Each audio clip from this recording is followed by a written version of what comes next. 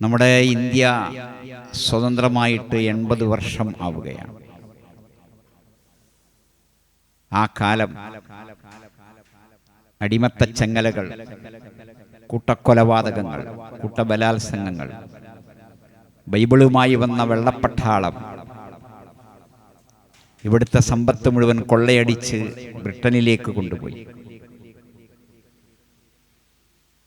അടിമത്തത്തിനെതിരെ പോരാടാൻ ഇന്ത്യയിലെ അന്നത്തെ 45 കോടി ജനങ്ങൾ ഉണ്ടായിരുന്നു. ഹിന്ദുവും മുസ്ലിമും ക്രിസ്ത്യാനിയും ബൗദ്ധനും ജൂതനും ജൈനനും ഈശ്വരവിശ്വാസിയും നിരീശ്വരവാദിയും എല്ലാം കൂടെയുണ്ട്.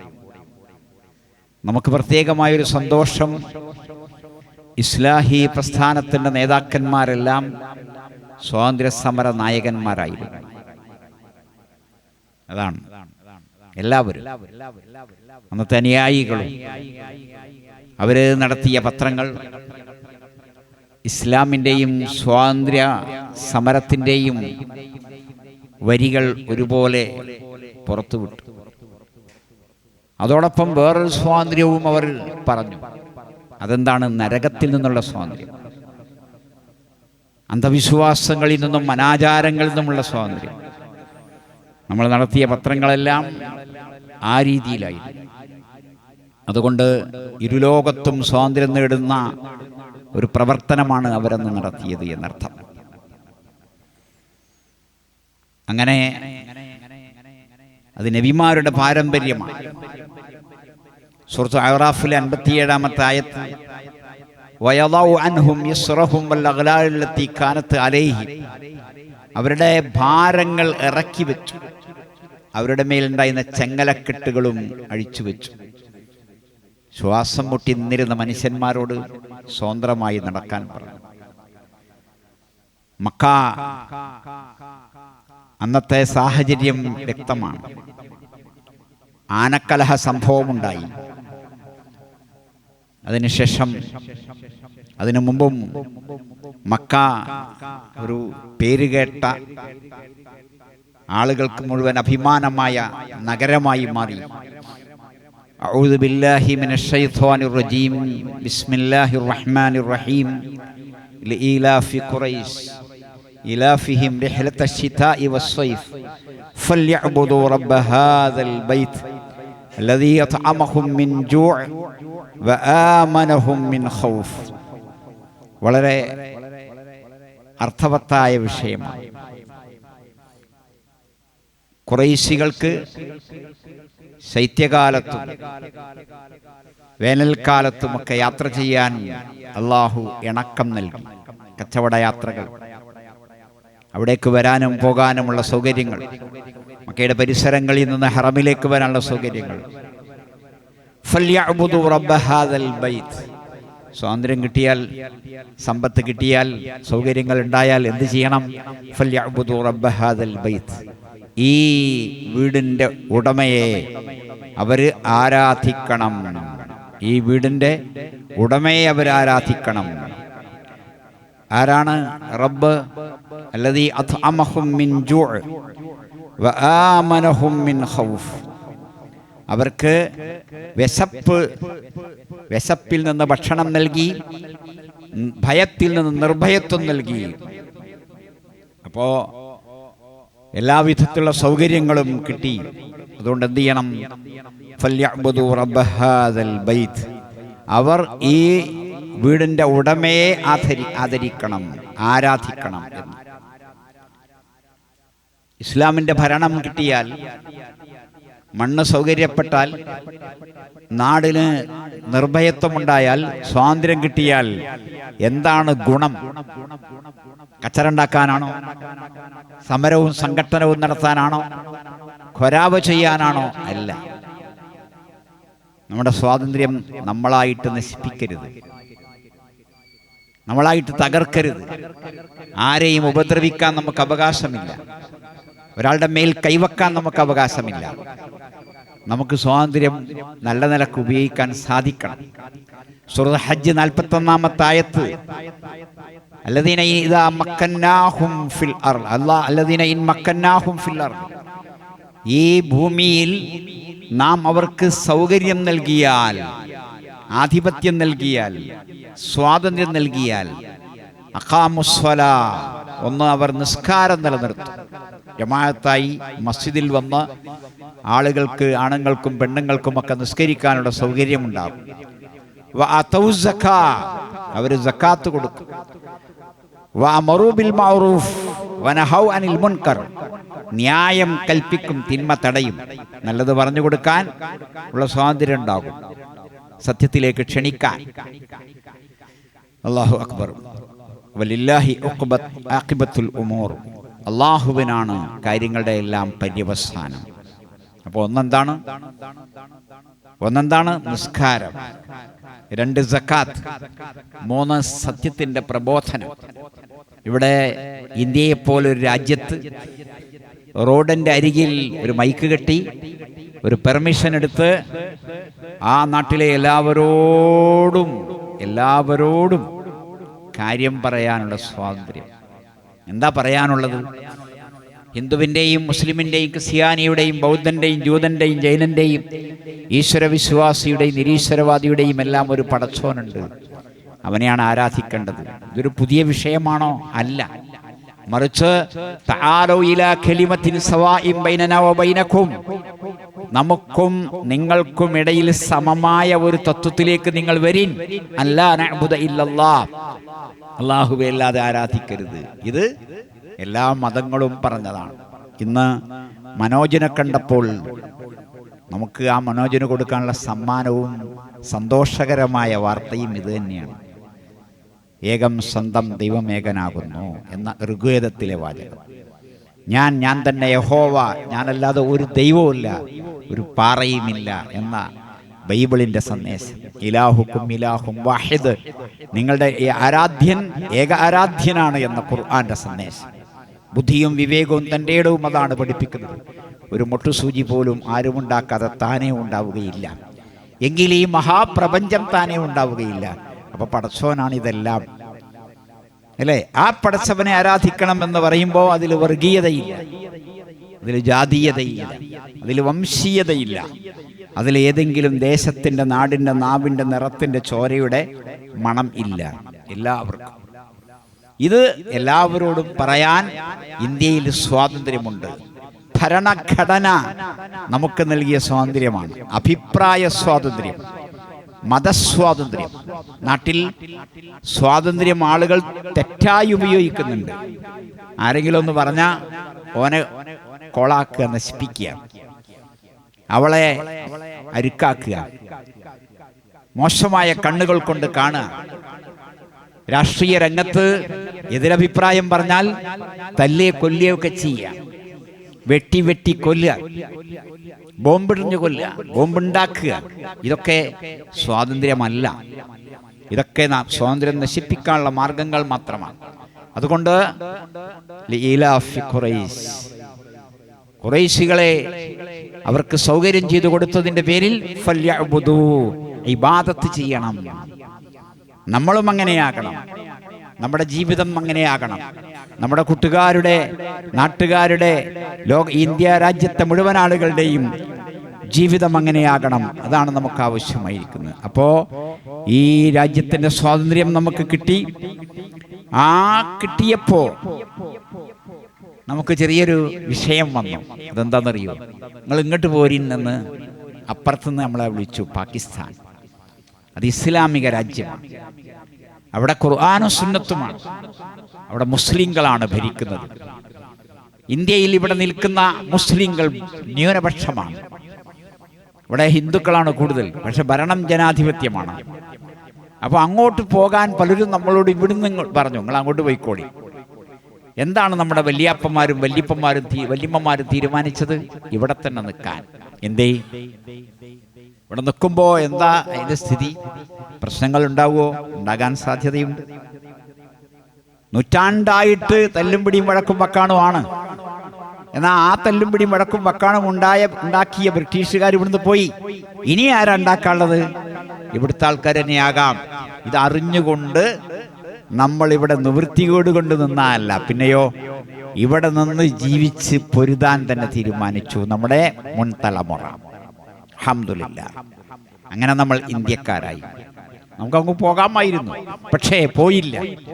ഇവിടെ നിൽക്കുമ്പോൾ എന്താ ചെയ്യേണ്ടി വരിക?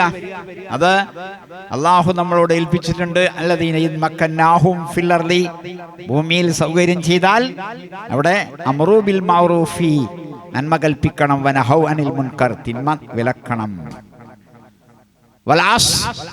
സൂറത്തുൽ അസ്ർ എല്ലാവർക്കും അറിയാം. മനുഷ്യൻ നഷ്ടത്തിലാണ്. ഇല്ലല്ലദീന ആമനൂ, വിശ്വസിച്ചവർ നഷ്ടത്തിലല്ല. വഅമിലു സ്വാലിഹാത്തി, സൽക്കർമ്മങ്ങൾ ചെയ്തവർ നഷ്ടത്തിലല്ല. വതവാസൂ ബിൽ ഹഖ്, സത്യം അങ്ങോട്ടും ഇങ്ങോട്ടും ഉപദേശിച്ചവർ നഷ്ടത്തിലല്ല. വതവാസൂ ബിസ്സബ്ർ, ക്ഷമ അങ്ങോട്ടും ഇങ്ങോട്ടും ഉപദേശിച്ചവർ നഷ്ടത്തിലല്ല. അപ്പോൾ മനുഷ്യൻ നഷ്ടത്തിലാണ്. ഹിന്ദുവും മുസ്ലിമും ക്രിസ്ത്യാനിയും ബൗദ്ധനും ജൂതനും എല്ലാവരും നഷ്ടത്തിലാണ്. നഷ്ടത്തിലാകാതിരിക്കണമെങ്കിൽ എന്തു വേണം? ലാഭകരമാകണമെങ്കിൽ എന്തു വേണം? സ്വർഗം ലഭിക്കണം. ആ സ്വർഗം ലഭിക്കുന്ന ആൾ ഇവിടെ ജീവിക്കുന്നത് സന്തോഷത്തോടു കൂടിയാണ്, സമാധാനത്തോടു കൂടിയാണ്. എന്തു വേണം? സത്യം അങ്ങോട്ടും ഇങ്ങോട്ടും പറഞ്ഞു കൊടുക്കണം. പറയാറുണ്ടോ ഇല്ലേ? പറയാറുണ്ടോ ഇല്ലേ? ഒരാളെ കിട്ടിയ പറയേണ്ട കാര്യം പറയോ? ലോകത്തിന്റെ വർത്തമാനമൊക്കെ റെഡി, സുഖിപ്പിക്കുന്ന വർത്തമാനമൊക്കെ റെഡി. പക്ഷേ പരലോകത്ത് സുഖം കിട്ടുന്ന സംസാരം, പടച്ചവൻ ഇഷ്ടപ്പെടുന്ന രീതി, ആ ആൾക്ക് സ്വർഗം കിട്ടുന്ന സംസാരം നമ്മൾ നടത്തണം.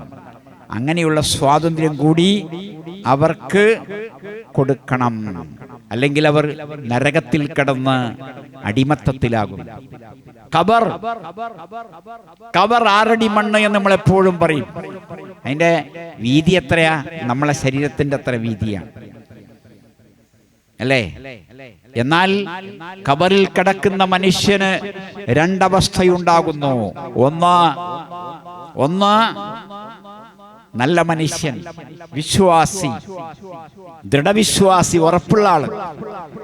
അപ്പോ ആ ഖബറ് ഇടുങ്ങിയ ഖബറ് വിശാലമാവുകയാണ്, നോക്കത്താ ദൂരത്തേക്ക് വിശാലമാവുകയാണ്.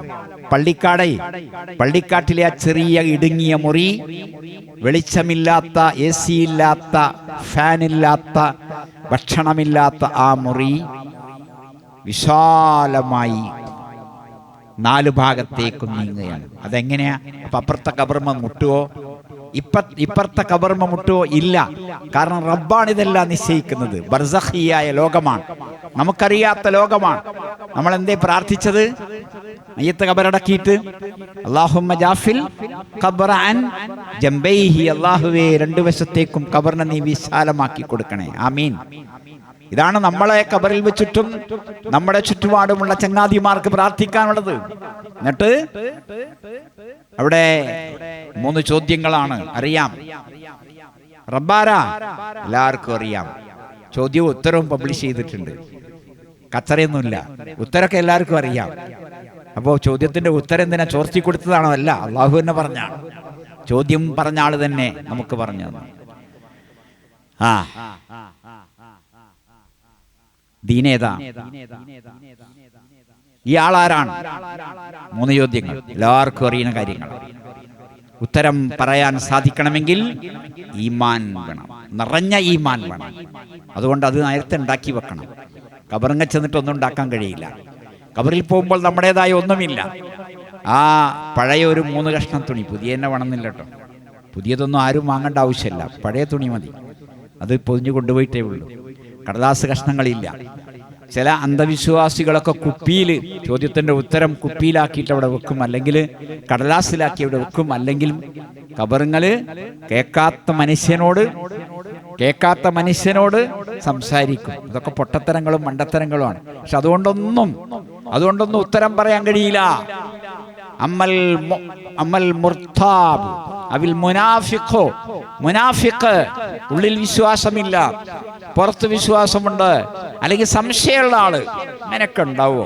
ഖബറിൽ ശിക്ഷയൊക്കെ ഉണ്ടാവോ? ചോദ്യമൊക്കെ ഉണ്ടാവോ? അതൊന്നും ഉണ്ടാവില്ല ഇക്കാരം എന്ന് വിചാരിക്കുന്ന മനുഷ്യൻ അവൻ പറയും, എനിക്കൊന്നും അറിഞ്ഞുകൂടാ എന്ന്.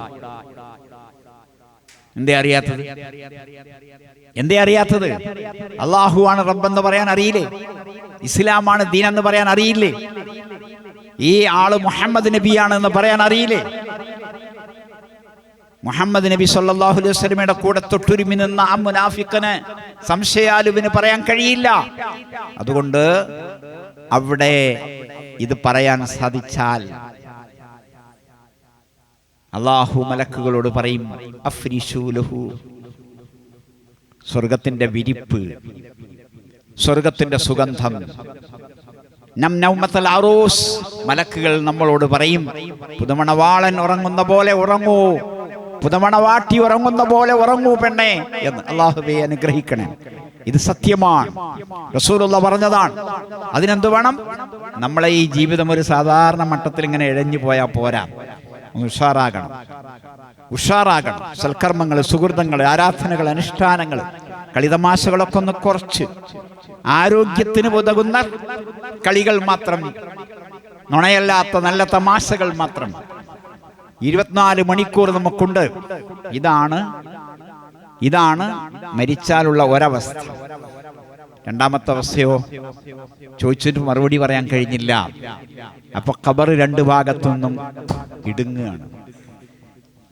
അപ്പൊ വാരിയെല്ലും തമ്മിൽ കൂട്ടി പിണർക്കുകയാണ്.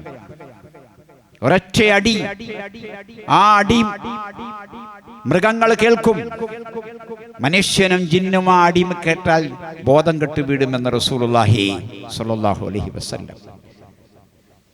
ഇതിൽ നമുക്ക് ഏതാ കാത്തിരിക്കുന്നത്? നമ്മുടെ ചങ്ങാതിയെ കാത്തിരിക്കുന്നത് ഏതാണ്? ഇന്നിപ്പോൾ പോലും ജുമാക്ക് പോകാത്ത ചങ്ങാതി നമുക്കുണ്ടോ? ഇന്ന് അസറിന് നിസ്കരിക്കാൻ പോകാത്ത ആളുണ്ടോ? അല്ലാഹു അല്ലാത്തവരോട് ഇസ്തിഗാസ ചെയ്യുന്ന, ശിർക്ക് ചെയ്യുന്ന, മഹാപാപം ചെയ്യുന്ന മനുഷ്യനുണ്ടോ? അവരുടെ ഗതി അതാണ്. നേരെ മറിച്ച് നന്നാകാൻ എന്തേ വേണ്ടതുള്ളൂ? പണം വേണോ? നിർബന്ധമില്ല. ആരോഗ്യം വേണോ? നിർബന്ധമില്ല. കുഴഞ്ഞു കിടക്കുകയാണെങ്കിലും കലിമ ചൊല്ലാൻ അറിയാം, നിസ്കരിക്കാൻ അറിയാം, ഉള്ള സക്കാത്ത് കൊടുക്കാൻ അറിയാം, ഉള്ള ദാനം ചെയ്യാൻ അറിയാം. ആ കുത്തേറ്റ് കിടക്കുന്ന, ചോര ഒലിച്ചു കൊണ്ടിരിക്കുന്ന, കൊടൽമാല പുറത്തേക്ക് വന്ന ആ ഉമറുൽ ഫാറൂഖ് റളിയല്ലാഹു അൻഹു എന്ന മനുഷ്യൻ, ഒന്നിനും കഴിയാത്ത മനുഷ്യൻ,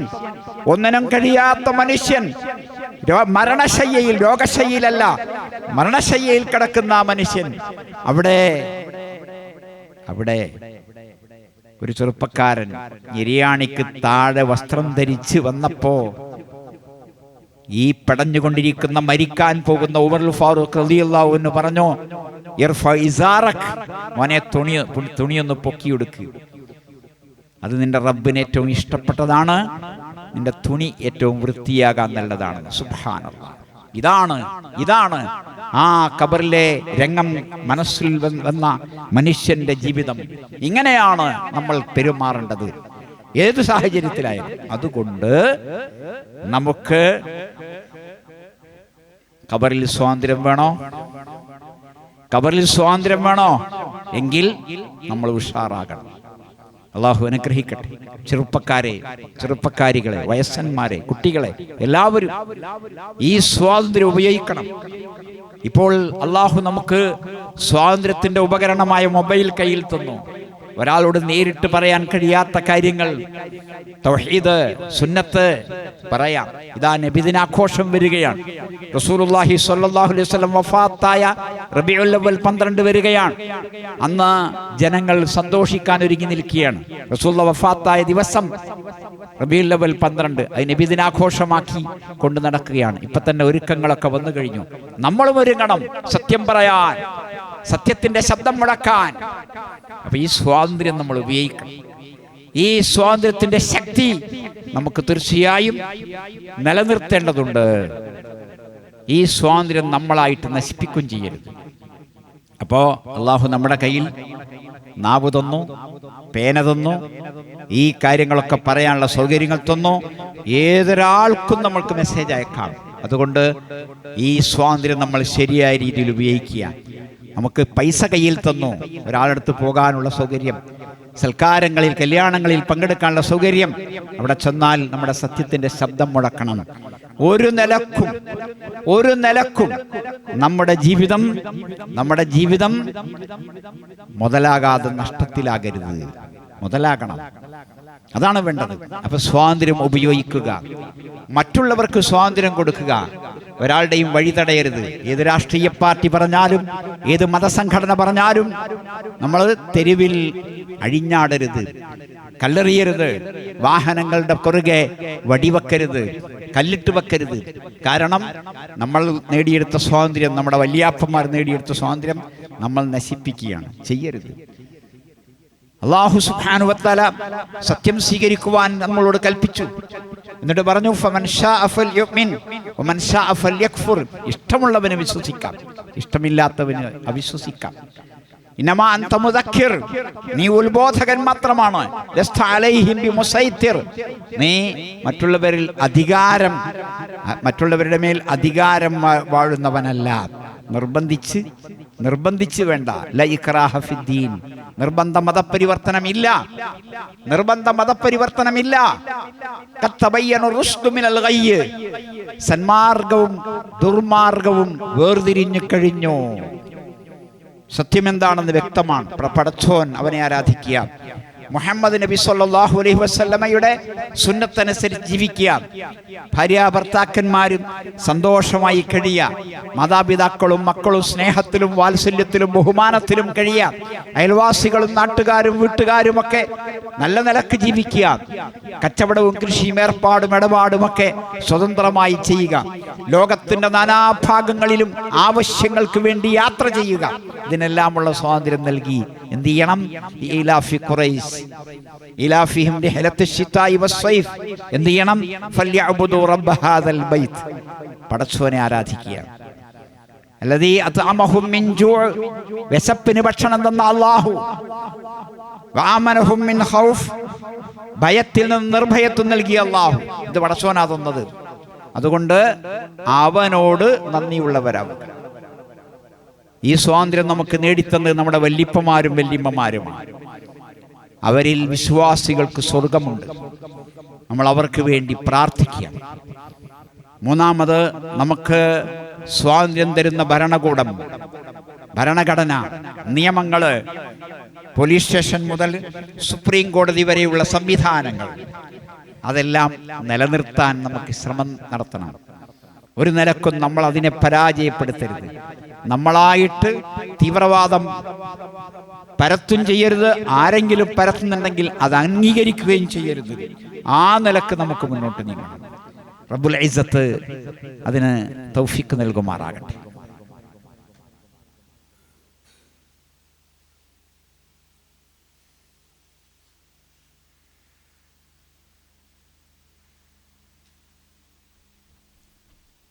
അൽഹംദുലില്ലാഹി റബ്ബിൽ ആലമീൻ വസ്സലാത്തു വസ്സലാമു അലാ റസൂലിഹിൽ അമീൻ വഅലാ ആലിഹി വസ്സഹ്ബിഹി അജ്മഈൻ വഅലാ മൻ ഇത്തബഅൽ ഹുദാ ഇലാ യൗമിദ്ദീൻ. സഹോദരങ്ങളെ, ഇസ്ലാമിൻ്റെ വിധിവിലക്കുകൾ, നിയമനിർദ്ദേശങ്ങൾ സൂക്ഷിക്കാൻ അല്ലാഹു അനുഗ്രഹിക്കുമാറാകട്ടെ. ഇന്നലെ ലോക അവയവ ദാന ദിനമായിരുന്നു. ഒരുപാട് ആളുകൾ ലോകത്ത് മറ്റുള്ളവരുടെ കണ്ണും മറ്റു അവയവങ്ങളുമായി ജീവിക്കുന്നുണ്ട്. ഹൃദയവുമായി, കരളുമായി ഒക്കെ ജീവിക്കുന്നുണ്ട്. അള്ളാഹു അവരെ എല്ലാവരെയും അനുഗ്രഹിക്കട്ടെ. അത് കൊടുക്കാൻ കാണിച്ച ത്യാഗം, മരിച്ച ശേഷം എൻ്റെ അവയവങ്ങളെല്ലാം ഞാനിതാ ദാനം ചെയ്തിരിക്കുന്നു എന്ന് എഴുതി കൊടുക്കാനുള്ള ഒരു സന്മനസ് നഷ്ടല്ല. ഇപ്പോ നമ്മുടെ കണ്ണോ മറ്റേതെങ്കിലും അവയവങ്ങളോ, ഒരു കണ്ണ്, ഒരു കിഡ്നി അങ്ങനെയൊക്കെ എടുക്കുകയാണെങ്കിൽ കുറച്ച് വേദന ഉണ്ടാവും, കുറച്ച് പ്രയാസങ്ങളൊക്കെ ഉണ്ടാവും. പക്ഷെ കൂലി മഹത്തരമാണ്. മരിച്ചിട്ട് നമ്മുടെ അവയവങ്ങളൊക്കെ ഏതൊക്കെയാണോ കഴിയുന്നത് അതൊക്കെ എടുക്കുകയാണെങ്കിൽ നമുക്ക് യാതൊരു നഷ്ടവുമില്ല. നമ്മൾ മരിച്ചാലും നമ്മൾ കൊടുത്ത കണ്ണും അവയവങ്ങളുമായി മറ്റുള്ളവർ ജീവിക്കുകയാണ്. സദഖത്തുൻ ജാരിയ, ഒഴുകിക്കൊണ്ടിരിക്കുന്ന സദഖയാണ്.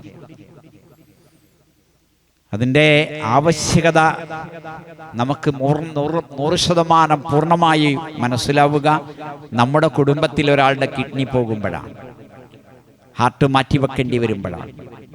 അപ്പോൾ ഏതെങ്കിലും ഒരാളതിന് തയ്യാറായെങ്കിൽ എന്ന് ആലോചിക്കും. ലേശം രക്തം വേണം, അപൂർവമായ രക്തമാണ്, എല്ലായിടത്തുള്ള അല്ല. അപ്പോൾ നമുക്കോ നമ്മുടെ കുടുംബത്തിലെ രോഗിക്കോ ആവശ്യം വരുമ്പോൾ നമ്മൾ ആലോചിക്കും ആരാണൊരു നല്ല മനുഷ്യരുള്ളത് എന്ന്. അതേ രക്തം നമ്മുടെ കയ്യിലുണ്ടായിരുന്നു. നമ്മൾ ഒരു പക്ഷേ അതിൻ്റെ മെസ്സേജുകൾ കണ്ടിട്ടുണ്ടാകും. അതൊന്നും വേണ്ട, ബ്ലഡ് ബാങ്കിൽ നമ്മുടെ രക്തം കൊടുക്കാൻ നമുക്ക് സാധിക്കും ഇടക്കിടക്കൊക്കെ. ഇതൊക്കെ പുണ്യമാണ്. സൂറത്തു മാഇദ 32-ാമത്തെ ആയത്തിൽ അല്ലാഹു അരുളിയത്, വമൻ അഹ്യാഹാ, ആരാണോ ഒരാൾക്ക് ജീവൻ നൽകുന്നത്, ഫകഅന്നമാ അഹ്യന്നാസ ജമീഅൻ, മുഴുവൻ മനുഷ്യരെയും ജീവിപ്പിച്ച പോലെയാണ്. ഇപ്പം എത്ര കോടിയാണ്? 830 കോടി മനുഷ്യന്മാർ. മുമ്പോ കോടി മരിച്ചുപോയി. ഇനിയോ കോടി വരാനുണ്ട്. മനുഷ്യവംശത്തെ മുഴുവൻ ജീവൻ നൽകിയതുപോലെയാണ് ഇത് എന്ന്. അതിനാൽ മെഡിക്കൽ കോളേജിലേക്ക് എഴുതി കൊടുക്കുക, കുടുംബങ്ങളായിട്ടൊക്കെ ആലോചിച്ചു, പൈസക്കല്ല, ഫ്രീ ആയിട്ട് നമുക്ക് തകരാറില്ലാത്ത വിധത്തിൽ ഈ ജീവിതകാലത്ത് തന്നെ കൊടുക്കാൻ കഴിയുന്നത് കൊടുക്കുക. മരണശേഷം എന്തും കൊടുക്കാം. മയ്യത്ത് കബറടക്കണം ഇവിടെ എന്നില്ല, എവിടെയും കബറടക്കാം. മെഡിക്കൽ കോളേജിലെ ആൾക്ക് കൊടുത്താൽ അതവിടെ നിന്നാലും ശരി, നമ്മളതായ കബർ അള്ളാഹു നിശ്ചയിച്ചോളും. ചോദ്യം വരലും നമുക്ക് കബറിലെ ബർസഖി ജീവിതം ആസ്വദിക്കലുമെല്ലാം ഉണ്ടാകും. അതോടൊപ്പം നമ്മളെ മൃതദേഹം കൊണ്ട് പഠിക്കുന്ന, നമ്മുടെ മൃതദേഹം കൊണ്ട് അതിലെ അവയവങ്ങൾ നിയമപരമായി എടുത്തുകൊണ്ട് കണ്ണുകൊണ്ട് നോക്കുന്ന, ഹൃദയം മിടിക്കുന്ന, കരളുകൾ കൊണ്ട് രക്തചംക്രമണം നടത്തുന്ന, കിഡ്നി കൊണ്ട് ഉപകാരം നേടുന്ന ഒരുപാട് ആൾക്കാർ ഈ ലോകത്തുണ്ടായിക്കോട്ടെ. ഈ കാര്യം ആലോചിക്കുക, തീരുമാനങ്ങൾ എടുക്കുക. അല്ലാഹു സുബ്ഹാനഹു വ തആല അനുഗ്രഹിക്കുമാറാകട്ടെ. എല്ലാ അമലുകളും ഇബാദത്തുകളും ചെയ്ത് സ്വർഗത്തിൽ റസൂലുള്ളാഹി സ്വല്ലല്ലാഹു അലൈഹി വസല്ലമയുടെ കൂടെ കഴിയുവാൻ റബ്ബേ അനുഗ്രഹിക്കണേ. രോഗികൾക്കെല്ലാം അല്ലാഹുവേ ശിഫ നൽകണേ. മരിച്ചുപോയ സത്യവിശ്വാസികൾക്ക് സ്വർഗം നൽകി അനുഗ്രഹിക്കണേ. اللهم إنا نسألك الجنة ونعوذ بك من النار. اللهم إنا نسألك الجنة ونعوذ بك من النار. اللهم إنا نسألك الجنة ونعوذ بك من النار. ربنا آتنا في الدنيا حسنة وفي الآخرة حسنة وقنا عذاب النار. والحمد لله رب العالمين وصلى الله على خاتم الأنبياء والمرسلين.